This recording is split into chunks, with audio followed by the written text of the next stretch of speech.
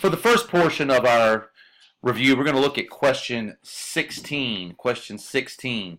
And it says, a scientist is collecting data over time using a barometer. Well, as I'm going through this, I see a very important word here. I see barometer.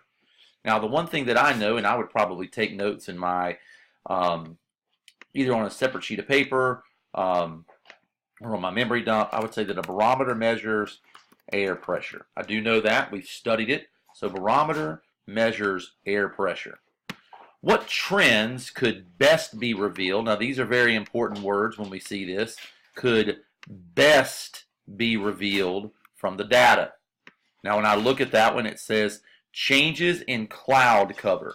Is it possible when I have changes in air pressure to have changes in cloud cover? Well, we know that that's true with the low and high pressures. That's an okay answer. I'll put a little tiny check behind that. That's not bad. Changes in temperature. Well, we know that low pressure systems bring in warmer weather. High pressure systems bring in cooler weather. Again, that's a decent answer. Changes in air pressure levels. Well, here I am. I'm actually probably looking at what is the best answer. I'm really liking this one. And then changes in precipitation level. We also know that with low pressure systems, when it changes to low, it rains. And we have high pressure systems, it stops raining and it's dry. So that's an okay answer. All four of these are good answers. But this right here, the best answer is C.